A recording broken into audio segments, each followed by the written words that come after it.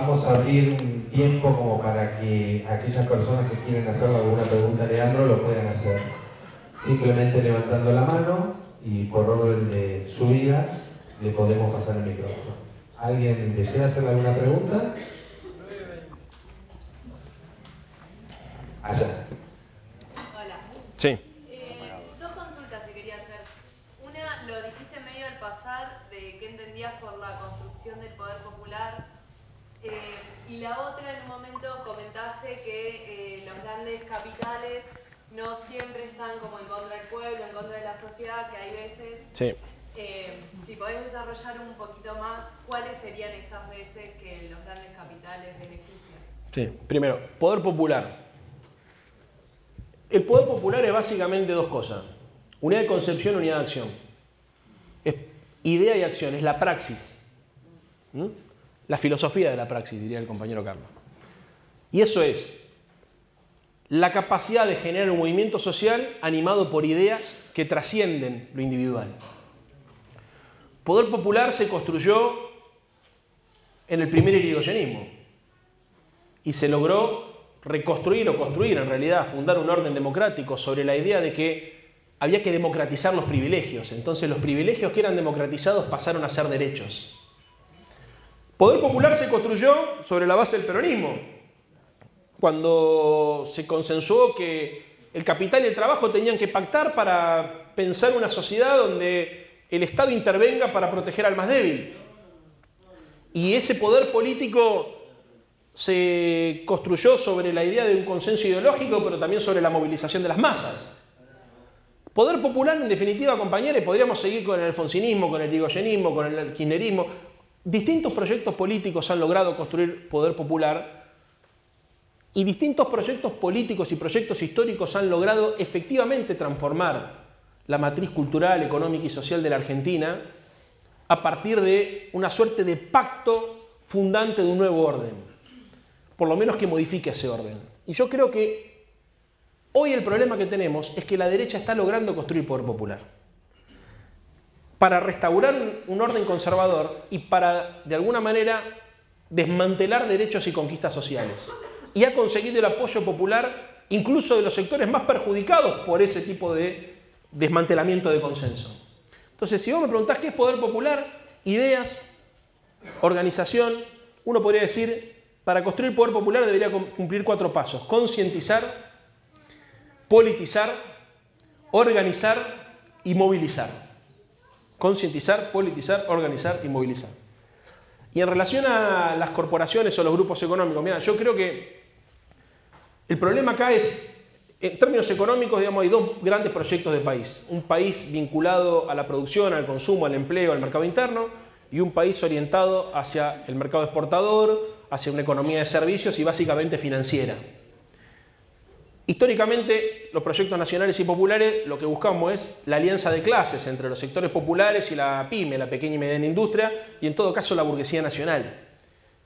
Y la verdad es que uno de los problemas que hemos tenido para lograr mantener en el tiempo un proyecto industrial de crecimiento con bienestar, inclusión y todo lo que ya conocemos, es que en la Argentina pareciera que no hay una burguesía nacional pujante que cumpla esa función. Sin embargo, nosotros no podemos resignarnos a que ello no sea.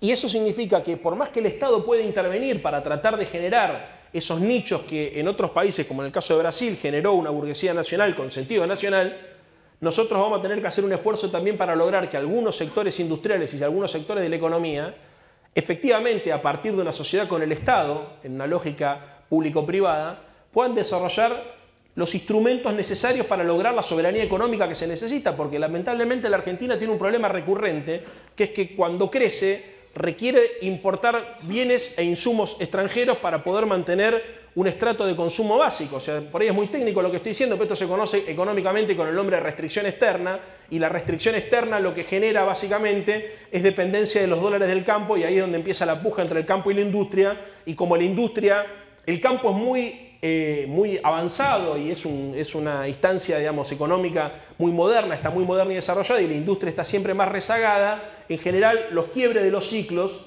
se dan cuando el campo deja de proveer las divisas necesarias para poder complementar la cadena de valor. Entonces, necesitamos efectivamente nosotros asociarnos con y cuando digo nosotros, digo la política, asociarse con un sector de la economía que tenga interés nacional, que lo que busque sea crecimiento del mercado interno, que logre, a partir de un pacto social y democrático, fundar un orden económico más estable y más inclusivo, y que obviamente va a tener como objetivo ganar dinero, y está bien que lo tenga, pero va a tener que tener también una responsabilidad social que lo condicione y que lo determine. Entonces, hay sectores de la economía que tienen, y sectores de la industria que tienen, digo, a ver, te puede gustar más o menos, pero te voy a poner un caso, una empresa concreta, Arcor, por ejemplo, es una empresa, digamos, que es importante para la Argentina, ¿no? Y que exporta, pero también atiende al mercado interno. Y no lo conozco al señor Pagani, o sea, no tengo ningún tipo de relación, ni sé cómo juega políticamente. Lo que sí te puedo decir es que cuando Néstor era presidente, estaba muy interesado en que el señor Arcor esté contento, ¿no es cierto? Como el señor La Serenísima, como el señor cualquiera de las empresas estas importantes que son imprescindibles para tener adentro. Uno en política tiene que saber cuáles son los amigos, cuáles son los aliados y cuáles son los adversarios. Obviamente hay sectores de la economía que van a ser aliados, no van a ser tropa propia. Pero acá el problema es identificar cuáles son los enemigos. Y los enemigos de la Argentina son los sectores que cuando generan dólares en la Argentina los fugan al extranjero, generando que nuevamente el ciclo de la restricción externa vuelva a producir las crisis recurrentes. Y estos son sectores que esencialmente están vinculados a la especulación, no a la producción. Entonces, un modelo económico incluyente tiene que tener aliados en el mundo de la producción para poder contener a los otros aliados, al sector financiero, a la bolsa, a los exportadores, a la hora de poder pensar un proyecto de país donde mientras logremos la distribución económica, también alcancemos el crecimiento, porque la táctica consiste en armonizar las dos cosas, el crecimiento con distribución y la distribución con crecimiento. Listo. ¿Alguna otra pregunta? Ahí te van a acercar un micrófono. Gracias por todo, maestro. No. Nos vemos.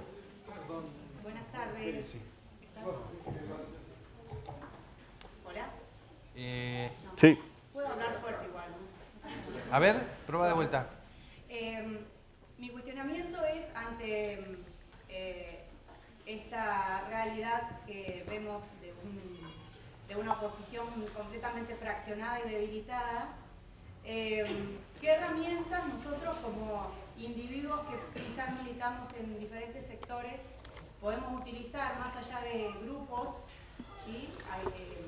Por separado,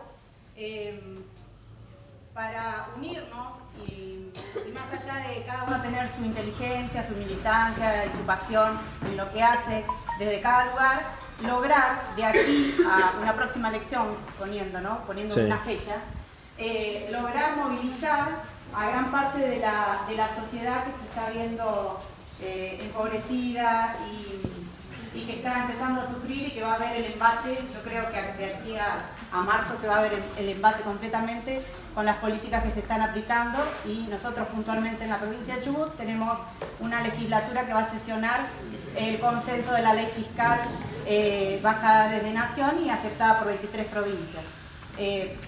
¿Qué manera tenemos nosotros de agilizar la bajada de conciencia de esta realidad con nuestra pasión y con nuestro interés de querer que el vecino, que todavía tiene la capacidad de mirarse el ombligo y no puede ver la realidad que nos va a acontecer a todos, podemos utilizar para accionar?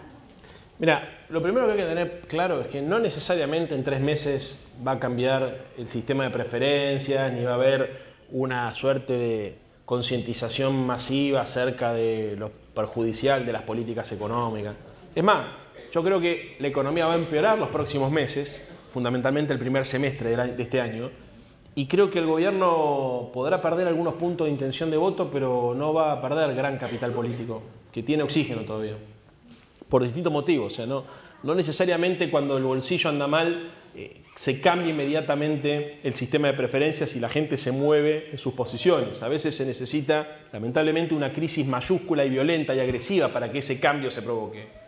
Y es muy probable que mucha gente que termine siendo perjudicada, por ejemplo, los jubilados que van a cobrar menos, los empleados que van a perder su laburo, o la gente, el consumidor que tenga que ir a pagar la tarifa con un aumento importante, probablemente muchos de esos sectores terminen justificando esa situación en una pesada herencia recibida por este gobierno o en un desmanejo irresponsable del populismo que nos gobernó durante 12 años o directamente en la mala suerte que le tocó vivir. Porque también en esta lógica cultural de del neoliberalismo, con su lógica fatalista de naturalización de la desigualdad, también consigue, increíblemente, que quienes ayer reclamaban por ganancias y quienes ayer reclamaban por la participación de las ganancias en las empresas, hoy directamente se asuman, digamos, como perdedores del sistema, echándole la culpa a su propia suerte o a su incapacidad y no al gobierno, ¿no? Este mecanismo que se provocó. Entonces, primer punto, no necesariamente el deterioro económico va a provocar un nivel de conciencia, así que no te pongas vos tampoco la responsabilidad de tener que acelerar ese proceso, porque los tiempos históricos, compañera, muchas veces demandan tiempo. Entonces, y no necesariamente uno tiene que tratar todas las veces de tratar de acelerar esas cosas. A veces nosotros necesitamos también ser pacientes, incluir la dimensión temporal en nuestros análisis. Porque si mañana, por ejemplo, este gobierno le fuera a ir muy mal de la mañana a la noche, yo tengo la sensación que no nos tocaría a nosotros volver, Tengo la sensación que corremos el riesgo de que haya una derecha todavía más agresiva, o que haya una suerte de alternativa progresista neoperonista que va a hacer más o menos lo mismo de manera moderada. O sea, hay veces que los aprendizajes históricos requieren también de secuencias y de lapsos. Tal vez sea hasta incluso mejor, ¿no es cierto?, que esto se dé así, porque cuando nos toque volver a gobernar a los que estamos de este lado de la grieta, vamos a tener que hacer cosas muy fuertes, muy jodidas, muy comprometidas. No va a alcanzar solamente con poner a uno bueno de nosotros en la presidencia. Vamos a tener que hacer cosas que van a implicar pujas de poderes, pulseadas y capacidad, ¿viste?, de imponer agenda, que la verdad que requiere, entre otras cosas, que se entienda que fue lo que pasó en este proceso histórico de la tercera ola neoliberal. Y por último, ¿qué hacer? Porque mientras uno espera que las condiciones maduren, que la gente tome conciencia, bueno, lo primero que tenemos que hacer es estudiar nosotros. Primer punto. Porque también acá hay mucha buena voluntad, ¿viste? Pero después te das cuenta que ni el diario leemos los militantes. Y la verdad, el que no estudia, el que no tiene formación, el que no tiene disciplina, y lo dice alguien que pierde la disciplina, pero que sin embargo todos los días trata de recuperarla, la verdad perece. En segundo lugar, lo que tenemos que hacer es militar más la duda que la certeza.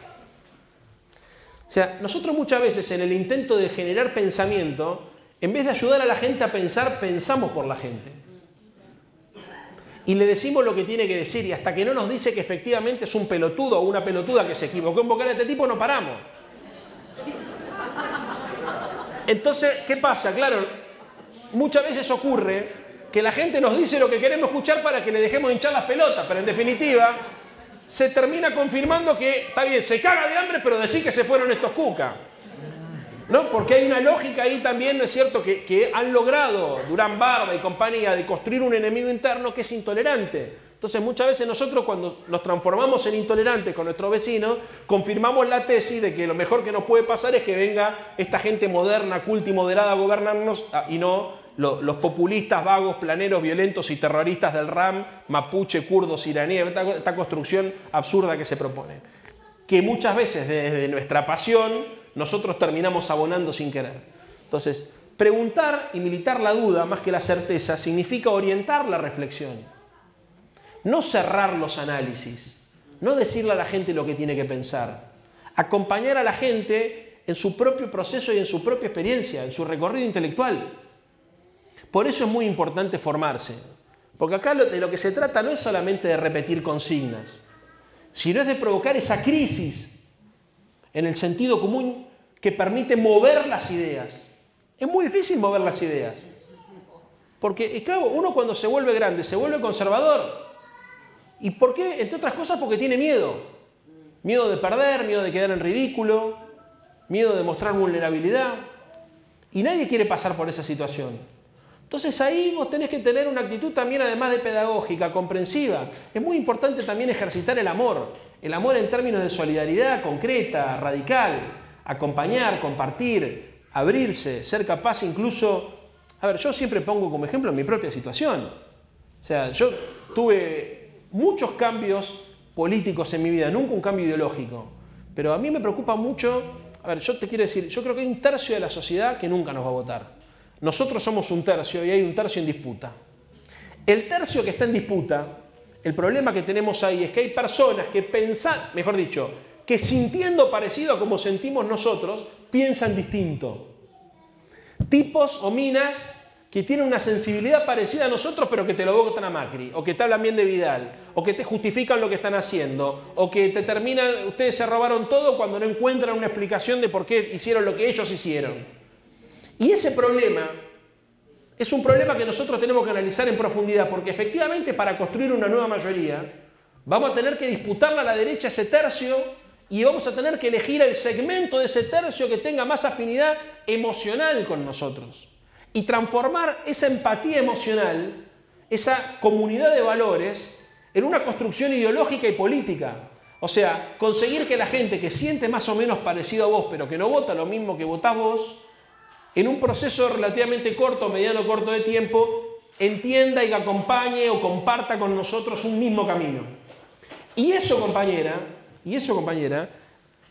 es lo que yo digo cuando planteo la necesidad de utilizar el humor, la ternura, la pasión y, en definitiva, la ética de la solidaridad. La mejor manera de dar vuelta a esas personas que sin ser de derecha son funcionales a la derecha, más que hablando, es compartiendo y mostrando en la acción concreta un hecho de comunidad y un hecho de construcción de comunidad que efectivamente demuestre la diferencia cultural entre el proyecto individualista y consumista y este proyecto cooperativo y solidario. ¿Se entiende lo que digo? O sea, a ver, juntarse para celebrar lo que sea es infinitamente más poderoso y más transformador que solo en tu casa ponerte a postear pelotudeces en el Facebook. Porque si nosotros lo único que hacemos es ponernos a escribir pelotudeces en el Facebook, puteando a los que piensan distinto y mostrándole a los demás las cosas que por pelotudos no vieron y nosotros les estamos contando, te puedo asegurar que Durán Barba te va a poner plata en el Facebook porque le va a servir que vos reproduzcas esa lógica. Y hay que estar en las redes sociales, por supuesto que hay que estar en las redes sociales. Yo le di mucha bola a las redes sociales, pero hay que estar en la calle. Y aunque haga frío en Chubut, hay que estar en la calle igual. Porque hay que demostrar que nosotros somos capaces de pasarla mal individualmente por algo que nos trasciende a nosotros. Que no es todo el tiempo que me dan, que te doy, que te sirve, que te deja de servir. Miren, yo lo charlaba la vez pasada con unos compañeros. Mi hija, la más grande, el concepto de altruismo no lo termina de entender. Y no termina de entender el concepto de altruismo. En el fondo siempre piensa que hay un truco, hay algo que no le estoy contando. Porque en el colegio todo tiene un porqué material. Y en el colegio, digamos, las construcciones humanas se dan siempre en términos de eso, de lo que te da, lo que te quita, lo que tiene. No garpa estar con este. Vendete bien, boluda. ¿Cómo vendete bien? Como venderse bien para los pibes significa algo positivo. Una relación te garpa o no te garpa. Entonces, hay algo que nosotros tenemos que entender, que es que el concepto de altruismo, el ser feliz porque te doy, por más que a mí no me venga nada, el dar por el simple hecho de dar, se demuestra muchas veces más en las acciones que en el discurso. Y te tienen que ver haciendo eso. Por eso yo digo que la batalla por la ética es una batalla fundamental. Acá hay mejores personas que del otro lado, no tengo ninguna duda. Esencialmente porque la mayoría de nosotros nos formamos para transformar el mundo. Y ellos se formaron para hacer dinero. Mirá la diferencia. Un pibe que lo pusieron a los 15 años al frente de una empresa, como le pasó a Macri, a Mauricio, para prepararlo para hacer dinero, él y todos sus amigos, Nicolás Caputo, yo, contra cientos de miles de pibas y de pibes que se sumaron a un comité o una unidad básica para transformar el mundo. Mirá si no tenemos para demostrar que somos mejores.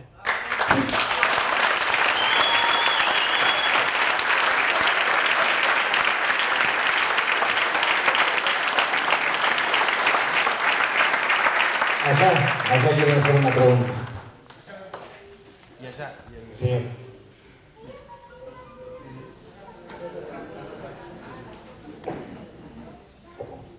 Bueno, buenas tardes. Me gustaría, ya que se plantearon como un espacio así completo y absolutamente político, en la primera de entrada nomás, y sobre los conceptos de pasión, ternura y construcción. Humor. Y humor, bueno, cada uno hace lo que puede, ¿no? No todas juntas, no, es demasiado. Me gustaría saber en este espacio político si también existe ya una definición de conducción nacional que tenga esas 3 o 4 partes fundamentales. La conducción de nuestro espacio, obviamente, es la de Cristina y Jackie, acá.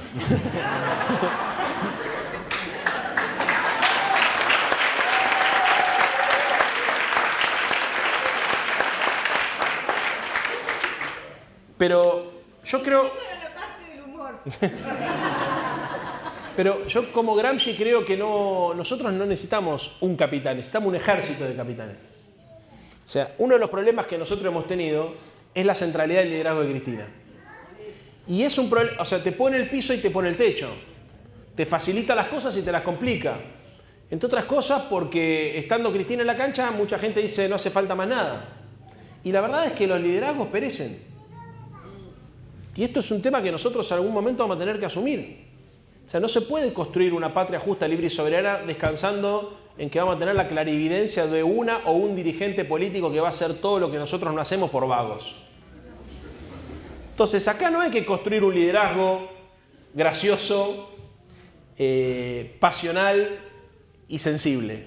Aquí hay que construir una organización política inteligente, que tenga creatividad, que se anime a transgredir las normas, que pueda hacer eje en lo más importante que es en nuestra propia identidad, nuestra ética militante, que es la vocación de poder y la vocación de servicio, y que tenga chances en el fondo de mantenerse en el tiempo generación tras generación, porque nosotros si vamos a transformar el mundo y queremos transformar la Argentina, ninguno de nosotros va a lograr ver ese sueño concretado. Entonces vamos a estar obligados a formar a otros para que vengan y tomen otra vez la bandera. Ese sentido de trascendencia implica necesariamente despersonalizar. Y te voy a decir más, incluso significa matar a mamá, como diría Freud.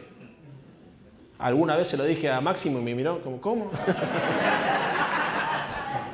Matar a mamá o matar a papá significa que nosotros también podamos, apreciando la contribución que cada uno de estos líderes hicieron a nuestro proyecto nacional, también poder superarlo. Y superarlo de manera colectiva. Y superarlos de manera colectiva significa, entre otras cosas, que nosotros podamos formular preguntas como la tuya sin estar desesperados por la angustia de no saber quién nos va a conducir. Y la verdad es que a mí me encantaría que Cristina dure 1000 años, pero no va a durar 1000 años como no me duró Raúl. ¿Entendés? Y cuando Alfonsín se murió por no haber construido una organización política, el radicalismo terminó acompañando a los conservadores desnaturalizando su misión histórica. Entonces, es muy importante entender que los proyectos nacionales y populares necesitan de líderes, porque sin líderes tampoco se puede sintetizar las diferencias y construir una mayoría, pero no pueden descansar exclusivamente en líderes. Y lo que es más importante todavía, compañera, tampoco se puede construir artificialmente un liderazgo. Muchas veces te dicen, bueno, ¿por qué Cristina no formó un segundo? Por el mismo motivo que no lo formó Perón, ni lo formó Irigoyen, ni lo formó ningún líder en el mundo. Porque los liderazgos no se forman. Si vos formás un liderazgo, en realidad lo que estás generando es un muleto, una suerte de impostura que termina siendo una fabulación de una realidad que en realidad estás negando mientras la firmás. Es imposible construir un liderazgo. Los liderazgos surgen espontáneamente. Lo que uno tiene que construir son las ideas y las condiciones subjetivas para que se pueda en ese caldo de cultivo germinar distintos liderazgos que irán ocupando una misión de acuerdo a la realidad histórica de cada momento. El liderazgo político es insustituible porque el liderazgo político se funde en la misma lógica que se funde el amor. Vos tenés un líder cuando sentís que ese líder te enamora. Y ese líder te enamora esencialmente cuando te sorprende. Si no hay sorpresa, no hay amor. Y la sorpresa se funda en la lógica de la conmoción. Te tiene que conmover, te tiene que hacer reír, te tiene que hacer llorar, como Sandrini, dirían los viejos. Vos veías a Sandrini y te hacía reír, te hacía llorar, ¿no es cierto? Pero algo te quedaba. El liderazgo político, para que tenga esa cualidad, tiene que ser espontáneo y tiene que ser el fruto también de una lucha. Si no, no surge. Y entonces, ¿qué quiero decir con esto? Que nosotros no tenemos ninguna posibilidad de crear artificialmente un liderazgo, ni tenemos tampoco que ponernos en la responsabilidad de que alguno de nosotros rápidamente emerja para reemplazar a fulano o a mengano. Hay que acostumbrarse a ser libres. Como diría Fromm, a veces nos da miedo la libertad. Pero hay que sobrellevar y sobreponerse a esa angustia de no tener a alguien que esté pensando por vos y agarrarte al compañera y al compañero que tenés al lado para poder pensar y construir desde tu realidad concreta y cotidiana un proyecto político que contribuya con el cambio social. Esta es el desafío. A ver, nosotros tenemos que lograr que en las próximas reuniones la angustia de no saber quién va a liderar el proyecto no se manifieste en este tipo de reuniones, sino que sea algo que nosotros, como diría el señor Bullrich, podamos disfrutar, ¿no es cierto?, de la incertidumbre. Estoy resignificando el término. Porque la resignificación del término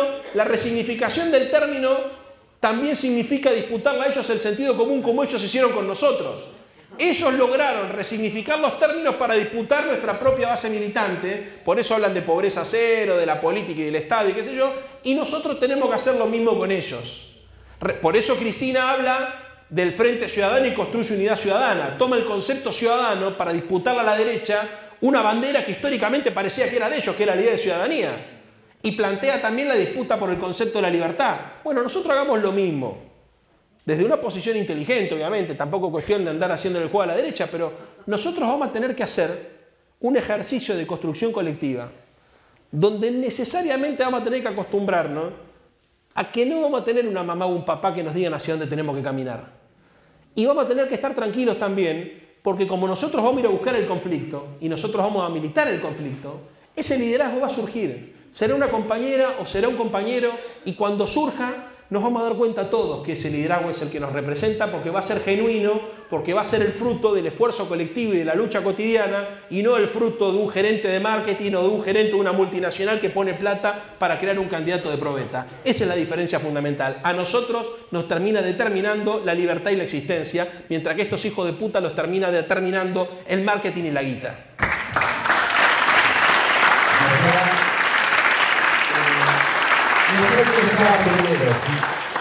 Tengo micrófono. Bueno, y después está el señor que también tenía, y el caballero.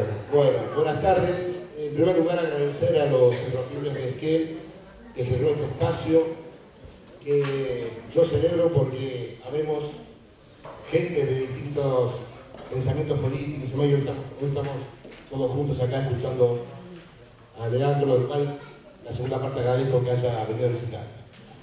Lo que yo te quiero pedir, Leandro, es un análisis, según tu posición.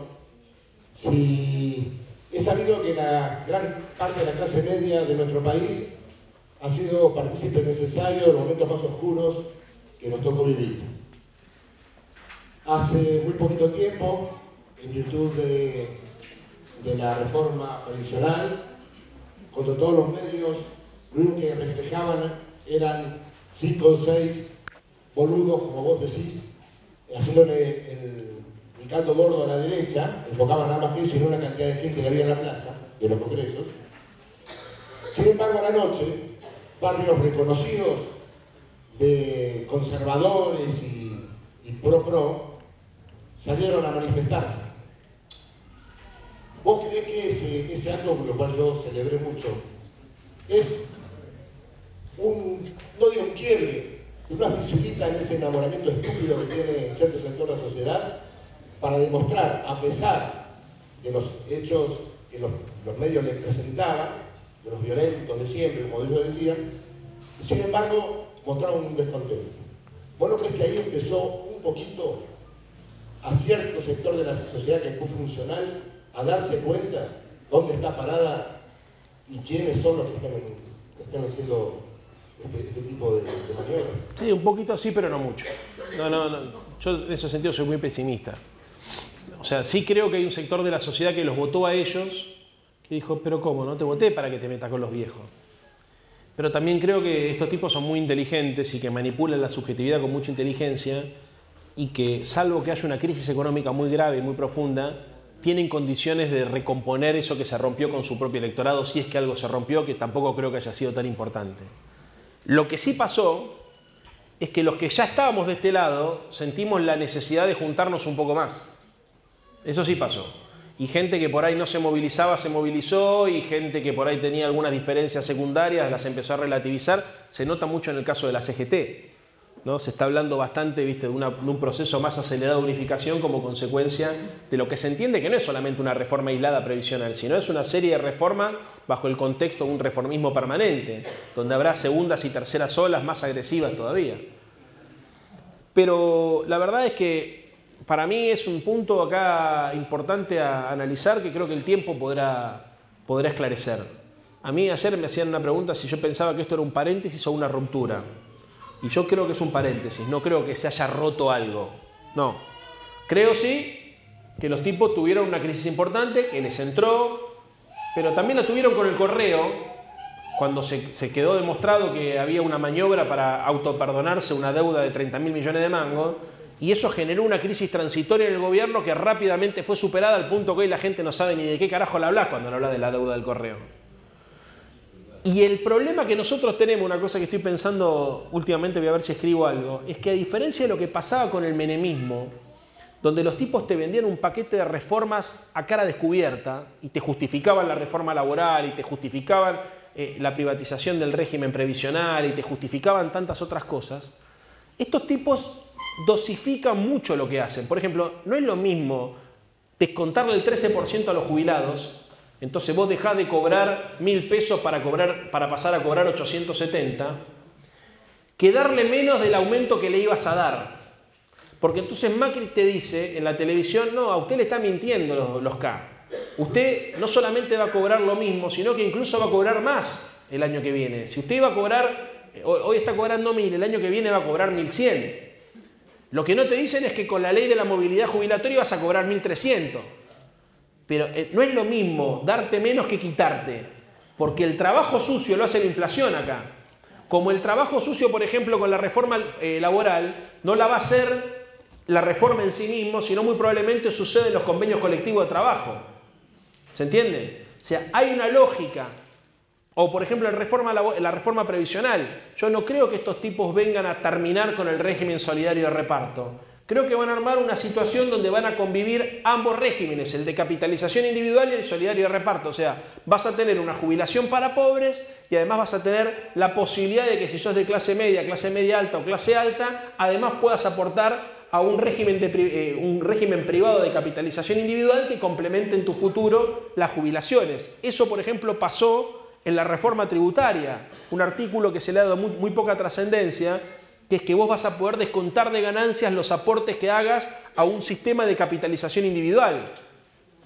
¿Se entiende? Están empezando a construir las condiciones para que básicamente el Círculo Rojo pueda depositar en una AFJP parte de su salario, descontarlo de ganancias y de esa manera hacer mierda el Fondo de Garantía de Sustentabilidad del ANSES, terminar de liquidar los activos que ahí le quedan, armar una jubilación para pobres, ¿no es cierto? Y armar un sistema con la crema de lo que sería ese 10% de la población económicamente activa, que es la que tiene... O sea, hoy el sistema se sostiene sobre la lógica de que los que tienen salarios altos están obligados a aportar un régimen solidario de reparto.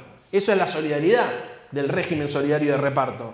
Bueno, si vos sacás a esos tipos y les permitís que depositen parte de sus ahorros en una cuenta de capitalización individual, en un fondo de pensiones privado, el régimen deja de ser solidario y se funde. Agregale que encima modificaste los aportes y contribuciones patronales para los salarios menores de 12.000 pesos, más fundido está.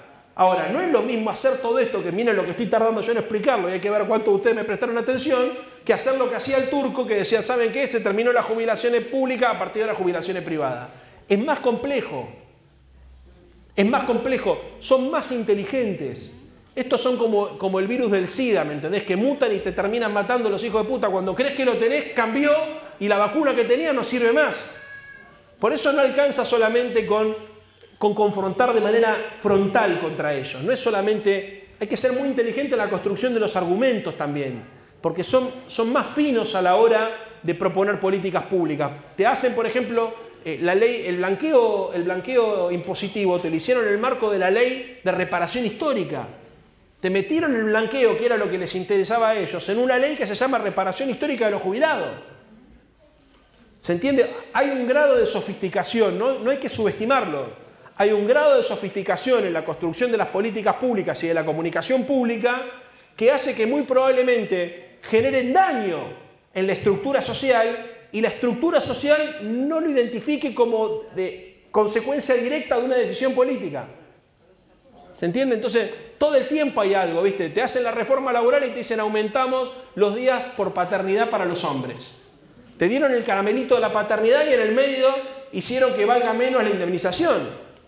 O te dieron, viste, no sé, te iban a dar, no sé, la disminución de ganancias para los que invierten, no sé, todo el tiempo hay cositas que están pensadas para que la clase media sienta que en realidad, en vez de cagarlo, los están defendiendo. Por eso el nombre que les cabe a estos tipos es el de perversos. Esto es un sistema perverso. Y el día que nos demos cuenta la perversidad que tiene, nos vamos a querer matar por lo pelotudo que fuimos de acompañar a estos perversos como sociedad. Pero mientras tanto, hagamos los cargos de la situación. Vamos terminando porque ya la gente se va cansando. Leandro. Sí, hacemos la última. Sí. Lo que te quiero preguntar, más allá de lo que vos te explicaste sobre el liderazgo de Cristina, ¿cómo estás viendo que sectores del peronismo están planteando liquidar la construcción de una unidad ciudadana? O bien arrinconar el kirchnerismo en aras de la unidad y porque se ha perdido una elección. Sí, a ver. Todos los que la cuestionan a Cristina tienen 50 veces menos votos que Cristina.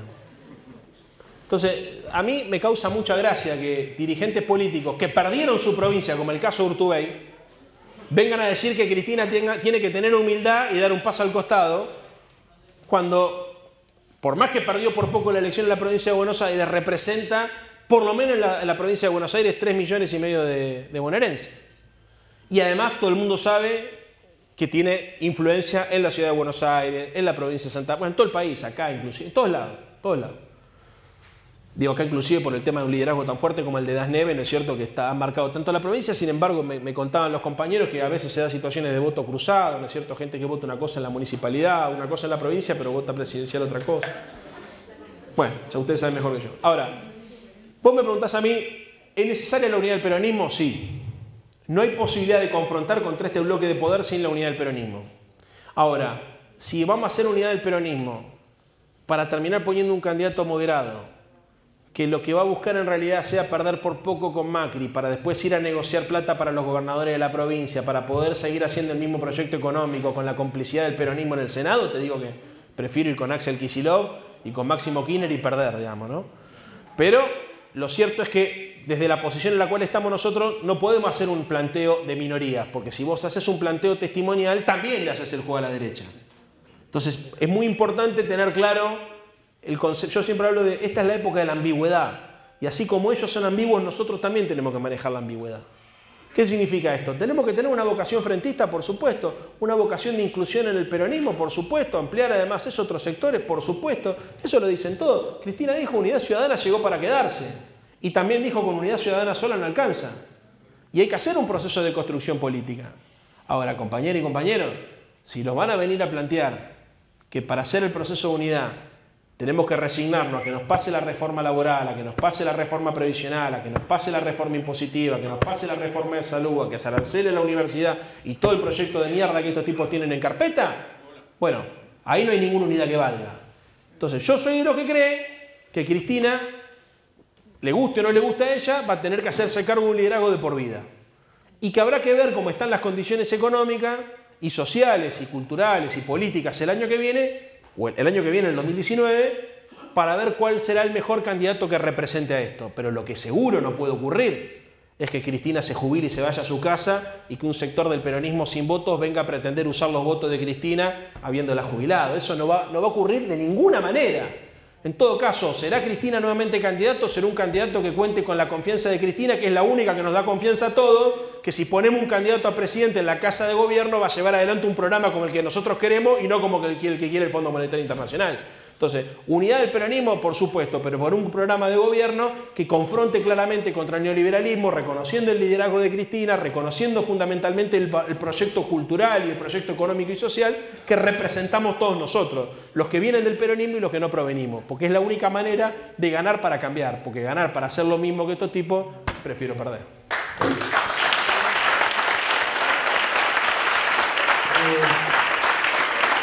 Última, y les pido por favor que esperen un minutito cuando se termine de responder esa pregunta, porque les vamos a dejar los datos de dónde pueden encontrarnos aquellos que se quieran sumar.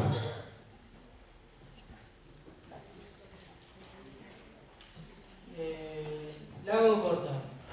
¿Cómo puede uno individualmente en su grupo social generar conciencia de clase?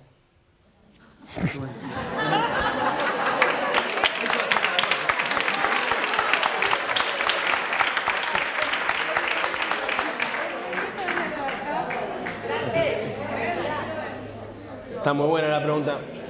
Bueno, mira, Marx hablaba de falsa conciencia. ¿Qué es la falsa conciencia? Es esto de pensar como que el obrero piense como piensa el patrón. O sea, el problema de la conciencia de clase es que la clase no está determinada por tu posición en la estructura productiva. O sea, vos no sos de una clase social solamente por el hecho de ser laburante, o por el hecho de ser asalariado, o por el hecho de ser pobre. Vos sos parte de un grupo social o de una clase social porque tenés conciencia de esa situación y porque ejercés tu participación en la vida pública a partir de esa conciencia que vos tenés. O sea, la clase social no se funda en la producción, se funda en la lucha, diría Marx. El segundo problema que tenés es que ya no necesariamente te determina como persona lo que haces en el trabajo. Muchas veces te determina más lo que haces en tu tiempo libre. Entonces, cuando vos hablás de conciencia de clase, tenés un problema, porque ¿a qué te referís? Tus amigos que laburan y que estudian, ¿son estudiantes, sos laburantes? Tal vez no son ninguna de las dos cosas, sean youtubers, o tal vez sean gamers, o tal vez sean alguna de las, o no sé, o hagan hip hop, o tal vez no hagan un carajo, o tal vez vayan a laburar y no tengan ganas de ir a laburar y desprecien el hecho del trabajo y no les parezca realizador de ninguna manera. O tal vez no laburen ni estudien. Entonces, ¿qué es la clase? Es un problema, estamos en una etapa bisagra. Ese concepto es más propio de una sociedad industrial que ya no existe. Hoy las personas nos identificamos más por otro tipo de cosas, por lo que consumimos, por lo que no consumimos, por la sensibilidad que tenemos frente al dolor ajeno, por la insensibilidad que tenemos. Entonces yo, más que plantear un problema de conciencia de clase, lo plantearía en términos de la sensibilidad. Nosotros tenemos que lograr articular a la gente que le jode que le pase algo al otro como si le pasara a sí mismo, a ese punto.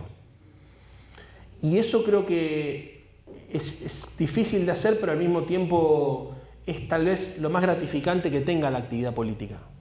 Cuando vos lográs abrazarte y agruparte con gente que siente parecido a vos. Porque de hecho, si te pones a pensar, todos nosotros decimos defender a los laburantes, y yo estoy seguro, hasta por cómo se viste más de uno de los que están acá, que les va más o menos bien. Y eso no significa que no tengas sensibilidad de clase. La tenés. Porque inclusive muchos de los que forman parte de este proyecto, en realidad no pelean por lo que les falta, sino pelean por lo que les falta al otro y lo sienten como propio eso, ¿no? O sea, de izquierda no es el pobre, de izquierda es el que está dispuesto a compartir. Viste, muchas veces dicen, ¿cómo? Sos rico, sos de izquierda y tenés iPhone. ¿Y qué carajo me importa? Yo quiero que todo el mundo tenga iPhone. O sea, la diferencia con la derecha es que el que medio pelo, ¿no es cierto?, se endeuda para comprarse un iPhone solamente porque el otro no lo tiene y le gusta mostrar que él tiene y que vos no tenés. ¿Entendés? Entonces, esa situación que es aspiracional y que muchas veces determina más a las personas que la clase o que la conciencia de clase, se ejerce para mí con la solidaridad práctica y fundamentalmente, ¿sabes con qué? Con el compartir. Mira, a la derecha lo define mucho el verbo comprar y competir. A nosotros nos define el verbo compartir.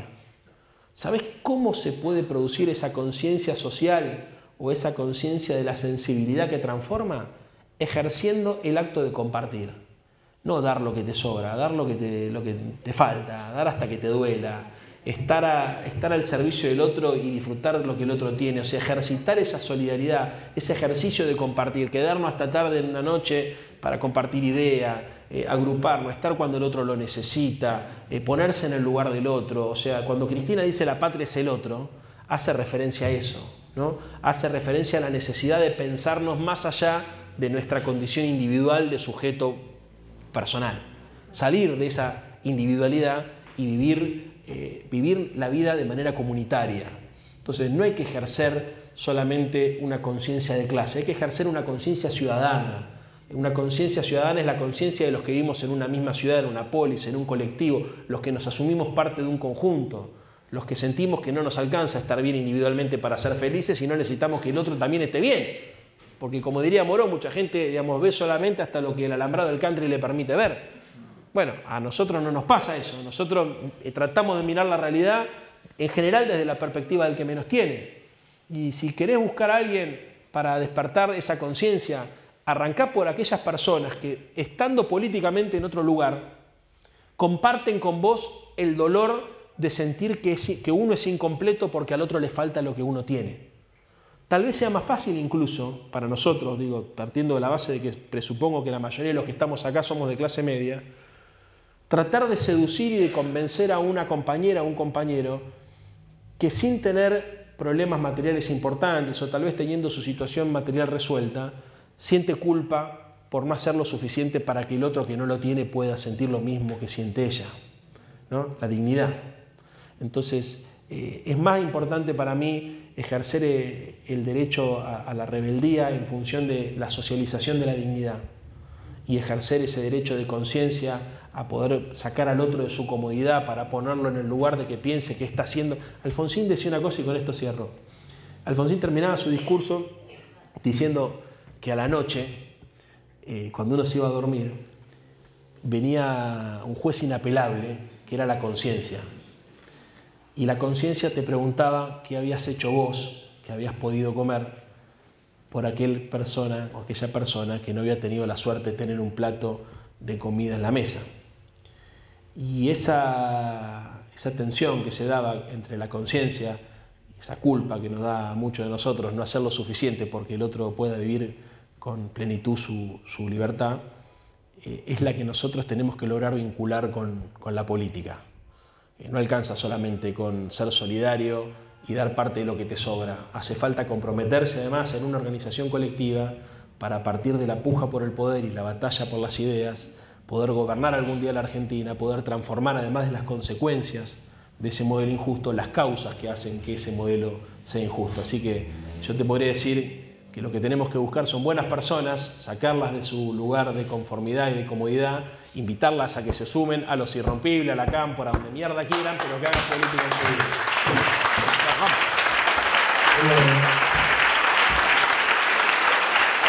Vamos.